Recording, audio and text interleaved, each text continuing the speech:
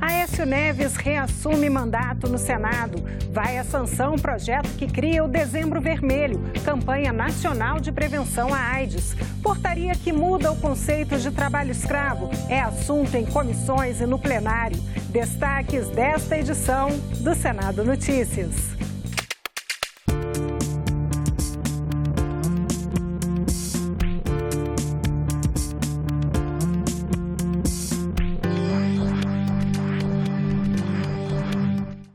Olá, boa noite.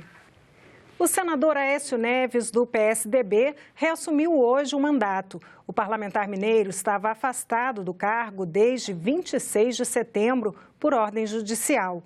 Ontem, 44 senadores concordaram em suspender as medidas cautelares determinadas pela primeira turma do Supremo Tribunal Federal. Aécio também estava proibido de sair à noite e de deixar o país.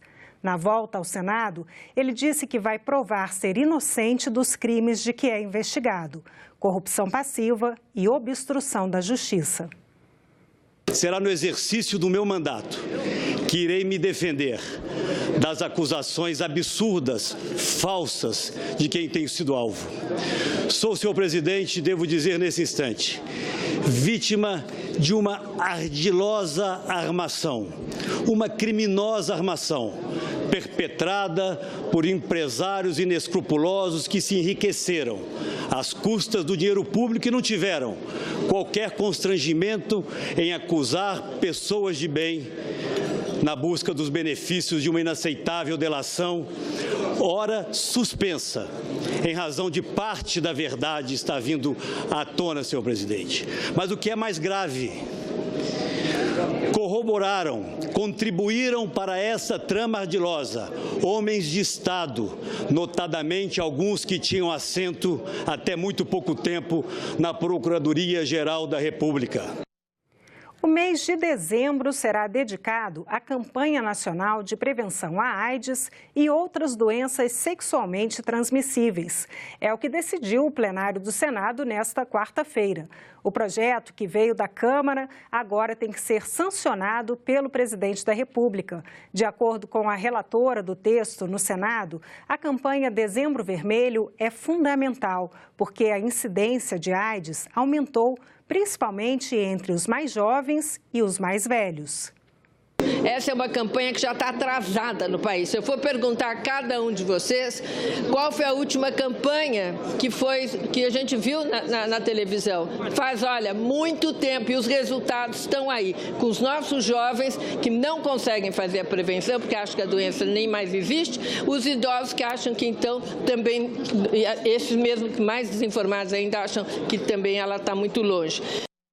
Os senadores também aprovaram os nomes de 2 advogados para fazer parte do Conselho Administrativo de Defesa Econômica, responsável por proteger a livre concorrência entre as empresas.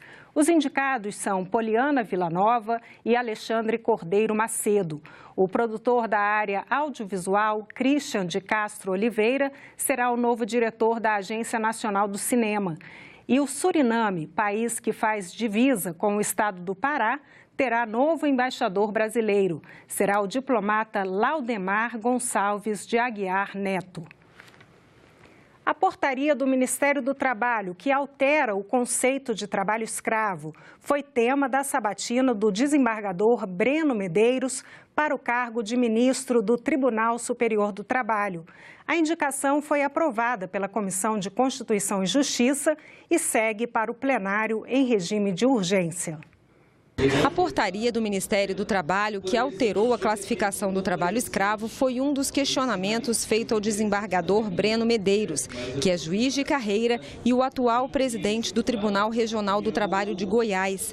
Os senadores lembraram que a Organização Internacional do Trabalho considerou a alteração um retrocesso no combate ao trabalho escravo e que também alertou que a portaria dificulta a fiscalização e esvazia a chamada lista suja. Eu gostaria que Vossa Excelência colocasse como a sua avaliação sobre esse novo instrumento e de que forma ele repercute na política brasileira de combate à erradicação do trabalho escravo. Esse tema para nós é um tema muito sensível, é um tema muito importante, até onde nós vamos com tanto retrocesso, me preocupa muito. Isso está sendo aprovado, essa portaria, porque qualquer modificação tem que ser uma modificação que passe pelo Congresso Nacional. Breno Medeiros cobrou do Congresso a regulamentação da proposta de emenda à Constituição aprovada em 2014, que prevê o confisco de propriedades onde for encontrada a mão de obra escrava. Eu sei que aqui tem um projeto do senador Paulo Paim, né, que ele vem tentando, inclusive, discutir essas questões, o que é uma jornada exaustiva. Né? Isso, eu acredito que cabe ao parlamento estabelecer o que é uma condição degradante. O país hoje, ele carece dessa regulamentação e nós vemos aí algumas decisões no primeiro grau decidindo o que é degradante de uma forma e de outra completamente diferente. Penso eu que nós precisamos ter segurança jurídica, que é o que muito foi feito na reforma trabalhista em alguns pontos onde havia a dúvida. Né? Então, eu acho que cabe muito ao parlamento se manifestar sobre isso. A Comissão de Direitos Humanos aprovou o requerimento para que o ministro do Trabalho, Ronaldo Nogueira, venha ao Senado para explicar a portaria que muda o conceito de trabalho escravo. A audiência com o ministro foi solicitada pelo senador Paulo Paim e está marcada para o dia 8 de novembro. E à tarde, no plenário, o senador Paulo Paim comunicou que o Partido dos Trabalhadores questionou a portaria na Procuradoria-Geral da República.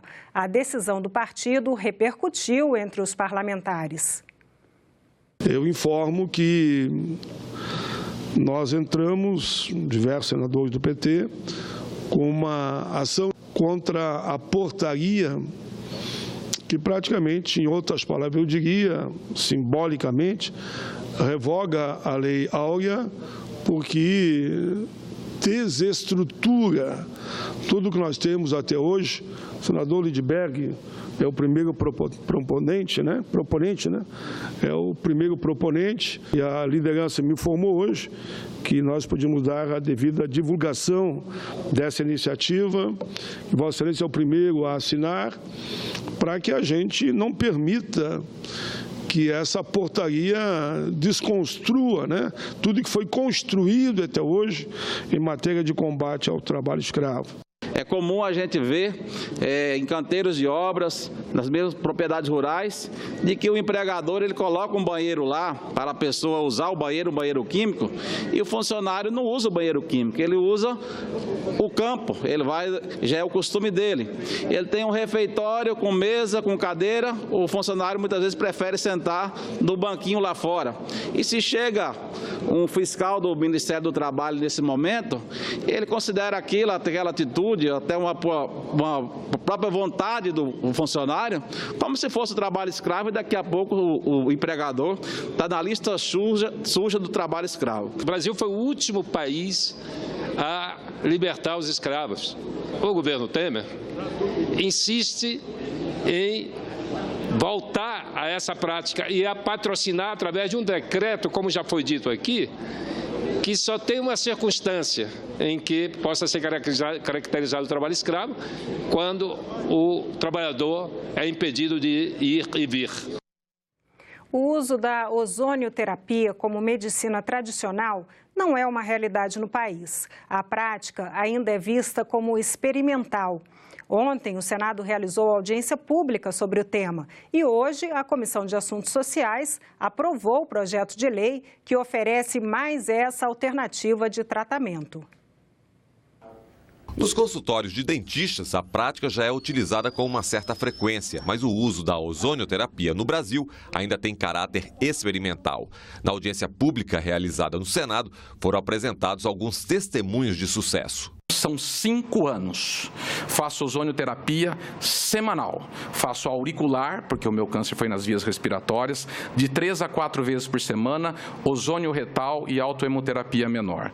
São 5 anos, como eu disse logo no começo, com uma saúde que eu jamais pensaria que alguém poderia ter e muito melhor do que a que eu tinha antes de ficar doente. Acredito nesse tipo de tratamento, porque sou beneficiário dele e estou pronto para ajudar a divulgar a técnica que hoje já se conhece. Deliberou-se por unanimidade por não ter a incorporação para esse fim devido à escassez na literatura de qualidade.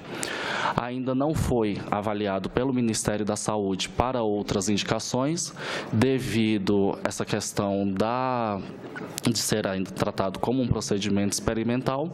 Mas isso pode mudar e o primeiro passo foi dado na Comissão de Assuntos Sociais. O projeto de lei autoriza a ozonioterapia como tratamento complementar em todo o Brasil. A matéria segue agora para a Câmara dos Deputados. Segundo o projeto, o equipamento de produção de ozônio medicinal tem que ter certificação da Anvisa e a opção pelo tratamento da ozonioterapia não exclui o acesso a outras terapias. Depois, o Ministério da Saúde deverá também regulamentar e o próprio Conselho Federal de Medicina para que a gente possa fazer uso amplamente no Brasil, como está sendo feito em outros países. E muitas doenças, talvez não a cura definitiva ou através só da ozonoterapia, mas ela é complementar, até mesmo no tratamento do câncer. Doenças como feridas, pé diabético,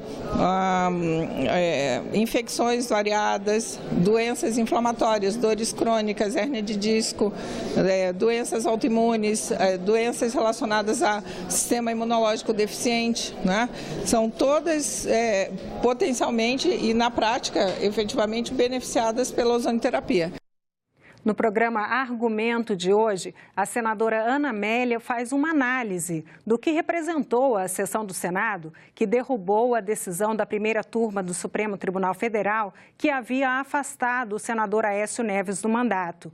O argumento começa daqui a pouquinho, logo depois do Senado Notícias. E nós ficamos por aqui. Você pode rever as reportagens desta edição na nossa página na internet, senado.leg.br/TV. Muito obrigada pela companhia. Continue sintonizado aqui, na TV Senado.